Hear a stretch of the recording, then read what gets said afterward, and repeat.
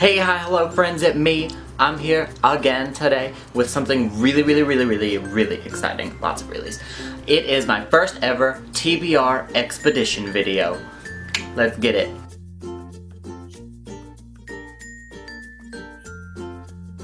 I first came up with this idea whenever I was typing up my July TBR blog post, and then I started to think to myself, let's be real, Reagan, be real with yourself. Are you really going to stick to this list of books? No. No. Do we ever stick to the list of books? No. Because what happens is we read a fantasy book, we read a dystopian book, we read a historical fiction novel, and then right after we read that, it's like, I'm not really feeling another fantasy book, or I'm not feeling another dystopian novel. So we completely just go off the rails and we don't stick to that list. So I thought, why not create a more broad TBR video that really just covers all the bases for a large period of time. And I came up with the name for this by just taking really a look at this monstrosity that just keeps going forever. Let's just be real. My TBR on a daily basis threatens to consume me and smother me, and it's like the higher I go up on that mountain, the less oxygen there is, I can't breathe, I start having like heart palpitations, it's just not a good time. Honestly, it stresses me out and I just like freak out. So I thought it would be better just to outline my TBR for you guys. The way that this is formatted is there's like literally just like Mount Everest, okay? My TBR is Mount Everest. At the base, we got base camp, okay? At the base camp, I got my backpack, I'm ready to go, and it's full of a whole bunch of little books and worlds and stuff that we're gonna be visiting as we climb the mountain. So, to get started, we're starting at base camp, so get ready climbers, cause it's gonna be lit. As in literature. Dad jokes for days. Ugh. At base camp, book number 1, we have Our Dark Duet. That's what I'm currently reading. I'm a little bit of the ways in, and I'm just loving it. I devoured this Savage Song last year. I ordered the UK version of this Savage Song because it came out earlier in the UK than it did in the US. That way I could read it before I went to the book signing and already know what happens and be one of those people. But unfortunately this year I was not able to do that. I'm just loving it so far. This Savage Song was one of my favorite reads of last year, and I definitely know that this is going to be just as exciting and just as shookening as this Savage Song. Next up, if you guys checked out my blog post for my most anticipated reads of the fall, this is going to be the first in a trilogy, and it is the Gold Seer trilogy. First of all, let's just like take a look at this cover here. Like, how aesthetically pleasing and just like gorgeous is this cover?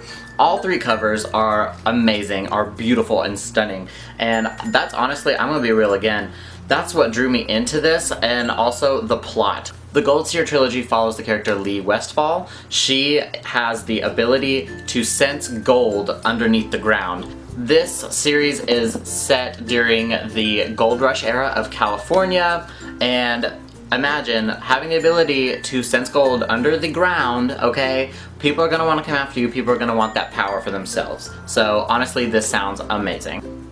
The third and final book at base camp, okay, is An Ember in the Ashes. And before you literally like take my head off right now, let me just apologize that it's literally taken me this long to actually pick this up. I've had it on my shelf for forever. It's been on this mountain for a very long time, and I have heard literally nothing but amazing things about this book, so I'm very excited to pick this up in the near future. Starting off at the base camp of Mount Bookish Everest, we have those 3 books.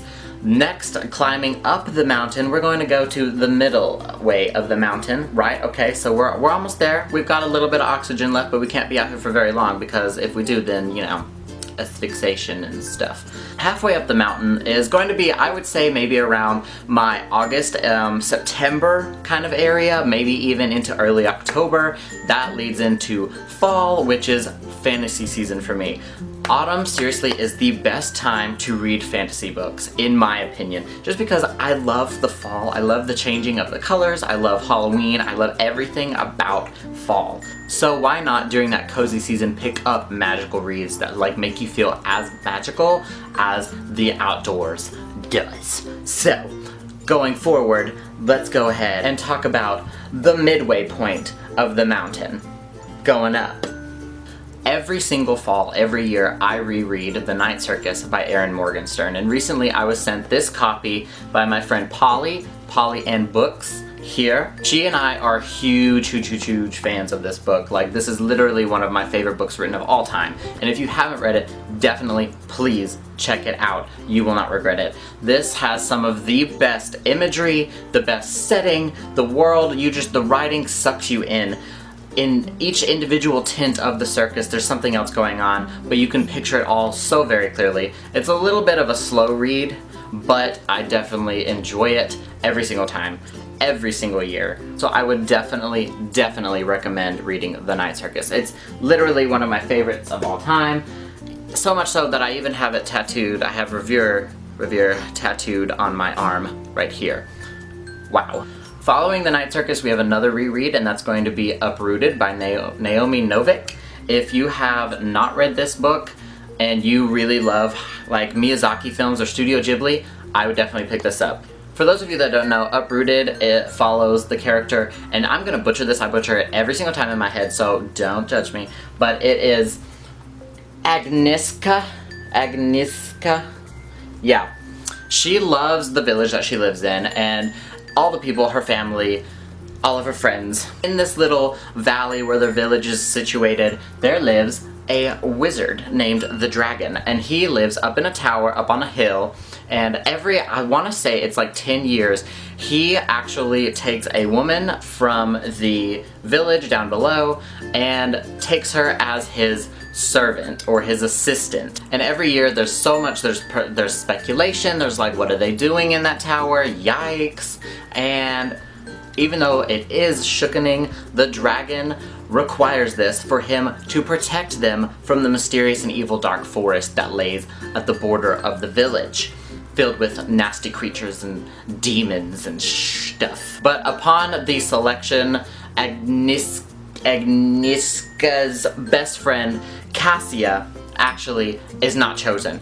Everyone in the village is shook. Everyone is freaking out because they all thought Cassia was gonna pick, but Cassia didn't get picked because she's irrelevant. Sorry about it. Agnieszka gets picked, and then that's the rest of the story. I'm not gonna spoil it for you guys, so definitely check it out. This is the UK edition from Book Depository. I had to get it. I have 2 copies because I loved it so much. Please check it out. The next book is a little bit of a chunker. It's The Wise Man's Fear by Patrick Rothfuss. For those of you who are unfamiliar with Patrick Rothfuss, this is the second book in the Kingkiller Chronicles series, following Kvothe. It's spelled Kvothe. So, yeah. For those of you who read it, you know the struggle. But this follows his story. He is narrating his life story to a chronicler that comes into the inn that the main protagonist owns in the future, and this is just him telling his whole life story. It involves him going to a magical university. There's an amazing magic system, my favorite magic system, literally out of like a lot of magic systems. Like in this series, the very first Kingkiller Chronicle book, it is called The Name of the Wind, and in this magic system everything has a name, so if you know the name of it, you can basically manipulate or control it. It's shookening, and I love it so much. It's a little bit of a chunker, but they're both like the flimsy paperbacks, and you guys know I love flimsy paperbacks. The sequel to one of the books that honestly just like shook me in all the craziest of ways is And I Darken by Kirsten White. This book is about Lada. It's essentially like a gender-swapped Vlad the Impaler, Dracula story, origin story kind of thing. And the first book just like set everything up for Now I Rise, which is the sequel, which is actually out now, which is why I'm going to be rereading this one in anticipation for Now I Rise. Lada is the main character. She is savage AF. You don't mess with Lada. You don't. Unless you want your head impaled on a spike. Like, savage, okay? As a little bit of a backstory, the main character, Lada, is ruthless. She's savage, but it's fine because her father sent her and her little brother to the Ottoman Empire. In order to survive this situation, she has to be ruthless. I mean, what do you do? You're in a foreign land, you're shook, you've got your little brother, he's like wimpy AF, so you gotta like take charge, and you want that throne. Everybody wants that throne. Everyone is against you. Like, what do you do? Definitely recommend it. It's dark, but it's good. Alright guys, we're like almost to the peak of this mountain, okay? I've got my water bottle. We gotta stay hydrated as we climb this mountain. Gotta keep going. We running out of oxygen, but it's fine because we got each other. It's fine. I got you, you got me, we're fine. The last book in this kind of middle range of the mountain is Neil Gaiman's Norse mythology. For those of you who don't know, I am a huge Norse mythology, like Vikings nerd. Like, I love anything to do with Vikings or with Norse mythology, Thor, Odin, all of it. I am a huge fan of the TV show on the History Channel, which is why I decided to pick up Norse mythology. Neil Gaiman is very much inspired by mythology, and this follows Odin, Thor, Loki, the legendary 9 worlds, everything that I love about Norse mythology put into one book. And you know, it's by Neil Gaiman, so you know it's gonna be amazing.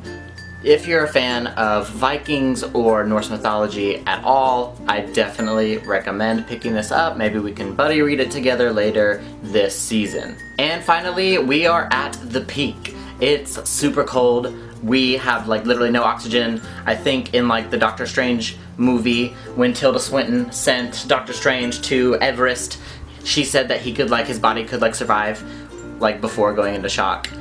Like maybe, I think, was it like 3 minutes before going into shock, and then he dies. So yeah, we've got like 3 minutes. The very first book at the peak of this mountain is actually one that I don't physically own. It's something that I am so excited about because every person that has received an ARC of this book has been raving about it, and that is An Enchantment of Ravens. An Enchantment of Ravens is set in a fae land called the Autumnlands, so you already know I'm 100% about this. There is a fae prince of the Autumnlands, there's a skilled painter, chick, and everything that I've heard about it is just amazing. I do remember seeing on Twitter a certain friend of mine saying that they had a new Autumn Fae Prince man in their life after reading this. So, I'm shook, as you should be as well. The second book up here at the peak that we have is God's Grave by J. Kristoff. I read the first book, Nevernight, whenever it came out last September, and I actually really enjoyed it. There were a few things in the book that obviously I would pick out and notice were maybe a smidge, like, yikes. I think I remember giving it a 3.5 out of 5 stars. It's basically like Hogwarts for assassins. This follows the story of Maya, who is attending the Red Church, which is essentially the Hogwarts for assassins of this world. The Red Church is essentially a school or a secret organization of assassins, and Maya has joined the Red Church in order to get revenge for the execution of her father, who was wrongly executed. And honestly, I'm excited for God's Grave, so we'll see what happens when that comes out. Okay, thank you guys for climbing this huge mountain with me. I just felt as though a regular standard TBR post or video just would be unconventional for myself, as I am constantly picking something up or just changing my mind as to what I want to read. That is why I decided to film this TBR expedition. Hopefully, after I get through from like now into maybe like October or November, I'll start a brand new TBR expedition and have a sort of series going along for you guys. If you enjoyed this video, please give it a like, a thumbs up, follow or subscribe. I have all my social media links down below, and I will see you guys later. Bye!